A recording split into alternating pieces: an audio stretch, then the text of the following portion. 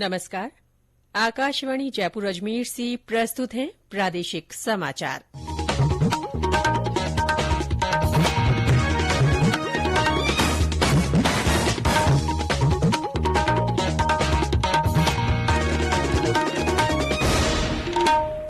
मुख्य समाचार।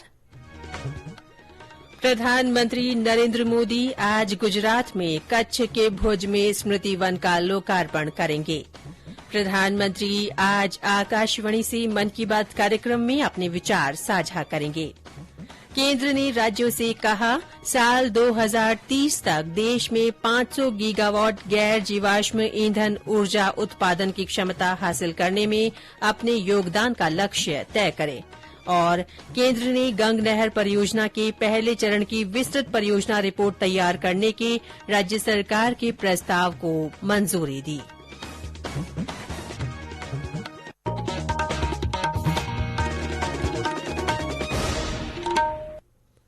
समाचारों के साथ मैं रितिका गुप्ता। और अब समाचार विस्तार से।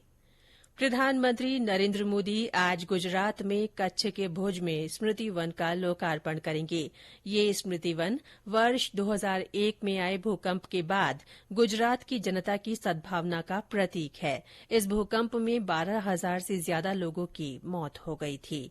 प्रधानमंत्री कच्छ में भूकंप के दौरान मारे गए 185 स्कूली बच्चों और 20 शिक्षकों को श्रद्धांजलि के रूप में वीर बालक स्मारक का भी लोकार्पण करेंगे। श्री मोदी भुज में लगभग 4,400 करोड़ रुपए की परियोजनाओं का लोकार्पण और शिलान्यास भी करेंगे। इससे पहले प्रधानमंत्री कल अहमदाबाद में खादी उत्सव कार्यक्रम में शामिल हुए थे। आजादी का अमृत महोत्सव के तहत स्वतंत्रता संग्राम के दौरान खादी और उसके महत्व को रेखांकित करने के लिए खादी उत्सव का आयोजन किया गया है। इस अवसर पर प्रधानमंत्री ने कहा कि खादी एक विकसित और आत्मनिर्भर भारत के सपने को साकार करने की प्रेरणा बन सकती है। चरखे पर सूत कातने वाले आपके हाथ भविष्य के भारत का ताना बाना बुन रहे हैं। इतिहास साक्षी है कि खादी का एक धागा आजादी के आंदोलन की ताकत बन गया। उसने गुलामी की जंजीरों को तोड़ दिया।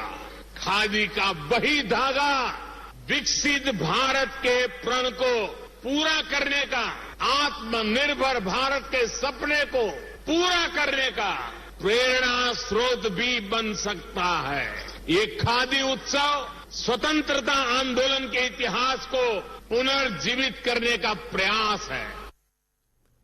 श्री मोदी ने कहा कि वर्ष 2014 के बाद खादी उत्पादन में 4 गुना वृद्धि हुई है। उन्होंने कहा कि पिछले 8 वर्षों में कुटीर उद्योग में 1 करोड़ 75 लाख नए रोजगार सृजित हुए हैं। प्रधानमंत्री ने ग्रामीण महिलाओं के सशक्तिकरण में खादी के महत्व पर भी प्रकाश डाला। प्रधानमंत्री नरेंद्र मोदी के गुजरात के मुख्यमंत्री से लेकर प्रधानमंत्री तक के कार्यकाल के 20 वर्ष पूरे होने के उपलक्ष्य में आज जोधपुर में प्रबुद्ध जन नागरिकों का सम्मेलन आयोजित किया जाएगा। इसमें मुख्य वक्ता केंद्रीय कृषि मंत्री नरेंद्र सिंह तोमर होंगे। अध्यक्षता केंद्रीय मंत्री गजेंद्र सिंह शेखावत करेंगे। भारतीय जनता पार्टी की ओर से सम्मेलन की व्यवस्थाओं को अंतिम रूप दे दिया गया है। प्रधानमंत्री नरेंद्र मोदी आज सुबह 11 बजे आकाशवाणी से मन की बात कार्यक्रम में देश विदेश के लोगों के साथ अपने विचार साझा करेंगे। मासिक रेडियो कार्यक्रम की ये 92वीं कड़ी होगी। यह कार्यक्रम आकाशवाणी और दूरदर्शन के समूचे नेटवर्क पर प्रसारित होगा।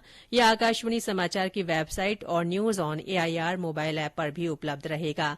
आकाशवाणी समाचार, दूरदर्शन समाचार, प्रधानमंत्री कार्यालय और सूचना एवं प्रसारण मंत्रालय के यूट्यूब चैनलों पर भी कार्यक्रम सीधा प्रसारित होगा। आकाशवाणी से हिन्दी प्रसारण के तुरंत बाद मन की बात कार्यक्रम क्षेत्रीय भाषाओं में प्रसारित किया जाएगा।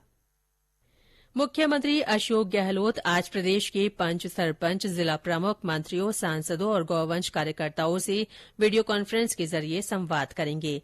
इसमें श्री गहलोत राज्य सरकार की ओर से लंपी रोग की रोकथाम के लिए किए जा रहे प्रयासों, पशुपालकों द्वारा पशुओं के उपचार के लिए अपनाई जा रही पद्धतियों और जागरूकता कार्यक्रमों के बारे में जानकारी लेंगे।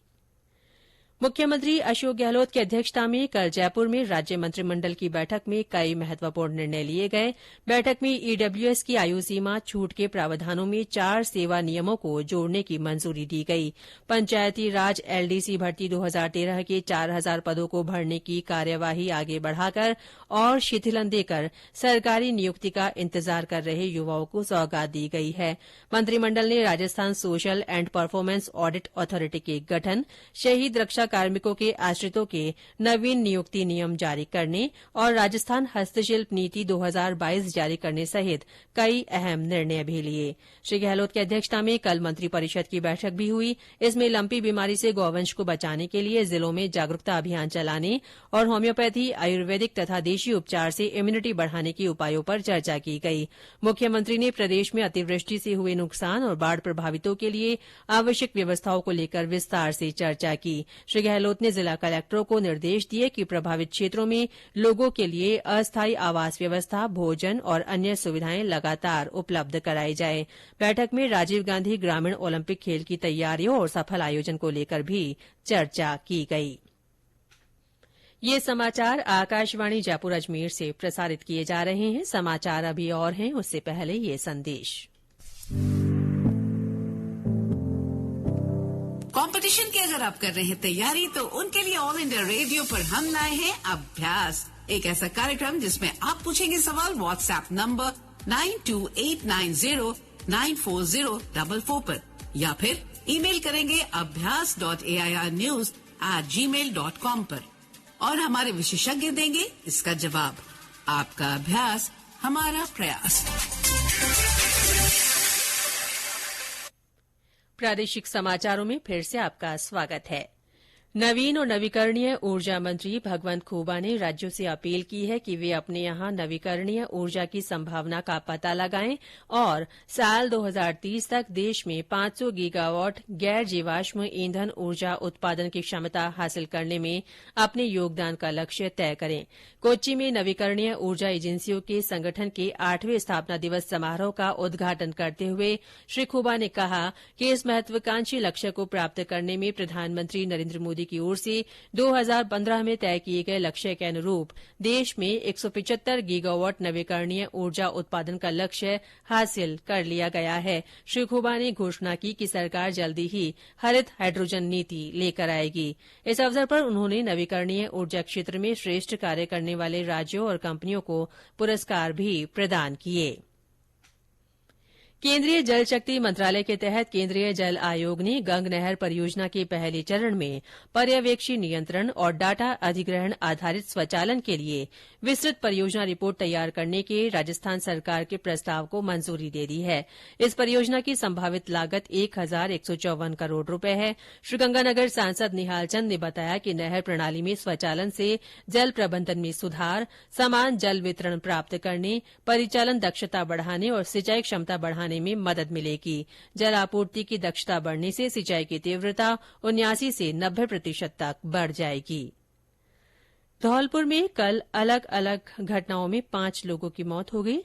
जिले के बाड़ी थाना क्षेत्र के निजामपुर गांव से बाबू महाराज के मंदिर पर ट्रैक्टर ट्रॉली में सवार होकर दर्शन करने जा रही ट्रॉली पलटने से 3 लोगों की मृत्यु हो गई और 20 से ज्यादा लोग घायल हो गए। घायलों को बाड़ी अस्पताल में भर्ती कराया गया। वहीं बाड़ी सदर थाना इलाके के रुंधकापुरा गांव में ट्रांसफार्मर से करंट लगने से एक किसान की मृत्यु हो गई। बसेड़ी थाना क्षेत्र के बराई गांव में ट्रैक्टर ट्रॉली में जा रहे एक युवक ट्रॉली का हुक टूटने से ट्रॉली के नीचे दब गया और उसकी मौके पर ही मृत्यु हो गई। उधर बूंदी के तालेड़ा थाना इलाके में तेज रफ्तार से आ रहे ट्रक ने मोटरसाइकिल सवार 2 युवकों को टक्कर मार दी। दोनों युवकों की मौके पर ही मौत हो गई। हनुमानगढ़ के श्री खुशहाल दास विश्वविद्यालय में पुलिस विद्यार्थी चौपाल का आयोजन किया गया। चौपाल में पुलिस और विद्यार्थियों के बीच हुए संवाद में विद्यार्थियों को विधिक साक्षरता, सड़क सुरक्षा, नशे और साइबर क्राइम के विरूद्ध जागरूकता सहित बच्चों के साथ होने वाले अपराध और कानून के संबंध में जानकारी दी गई। और अंत में मुख्य समाचार एक बार फिर। प्रधानमंत्री नरेंद्र मोदी आज गुजरात में कच्छ के भुज में स्मृति वन का लोकार्पण करेंगे। प्रधानमंत्री आज आकाशवाणी से मन की बात कार्यक्रम में अपने विचार साझा करेंगे। केंद्र ने राज्यों से कहा है कि साल 2030 तक देश में 500 गीगावाट गैर जीवाश्म ईंधन ऊर्जा उत्पादन की क्षमता हासिल करने में अपने योगदान का लक्ष्य तय करें। और केंद्र ने गंग नहर परियोजना के पहले चरण की विस्तृत परियोजना रिपोर्ट तैयार करने के राज्य सरकार के प्रस्ताव को मंजूरी दे दी है। इसी के साथ प्रादेशिक समाचार बुलेटिन समाप्त हुआ। नमस्कार।